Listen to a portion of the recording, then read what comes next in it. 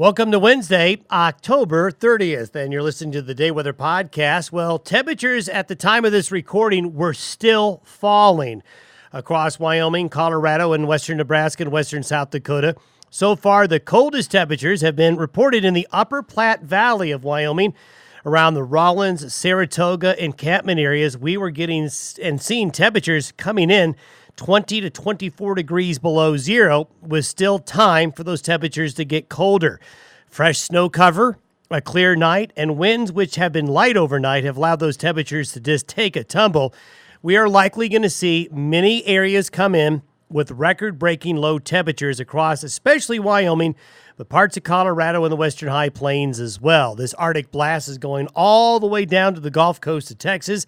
As we mentioned yesterday, this is an Arctic wave that is more likely to see in December, January, or February than late October. We mentioned yesterday that October 2009 was the coldest October on record for many parts of Wyoming and other surrounding states, and that here we are, 2019, looking at an October that isn't going to be as cold as October 2009, but it's going to be close by the time we add up the below average temperatures the next 2 days. What is really interesting is that in 2009, that was the last solar minimum.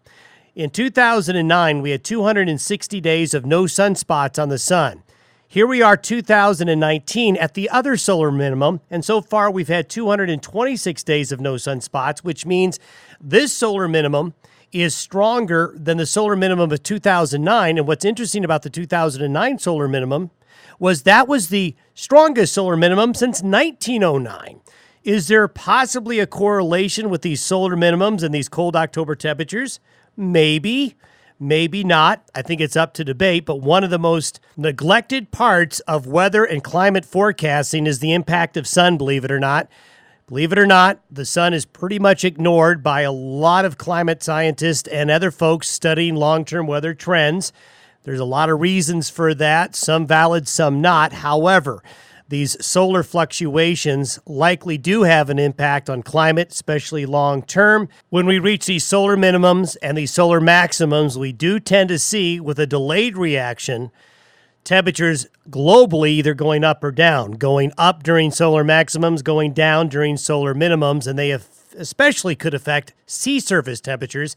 And sea surface temperatures, which are warmer than average across especially the northern hemisphere, in response to their solar minimum in 2020, 21, and 2022 could get colder. It all has to do with cosmic rays and something we'll talk about in future podcasts. Now, back to the weather. The weather will remain very cold through the course of the day today.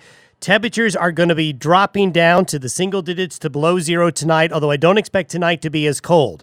The snow is essentially done for Wyoming and Nebraska. There'll be some lingering light snow for you folks in Colorado, but any additional accumulations will be light.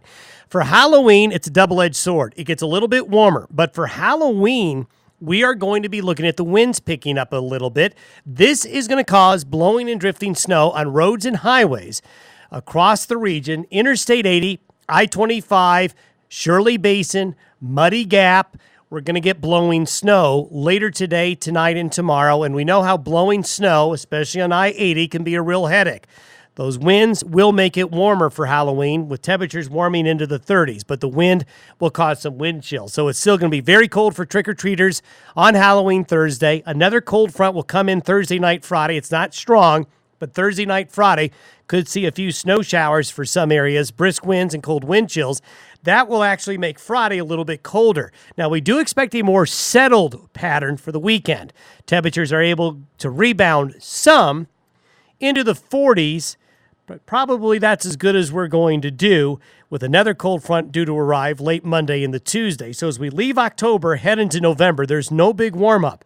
Temperatures on the whole will still likely be well below average. Thanks for listening to the Day Weather Podcast. We'll talk to you tomorrow.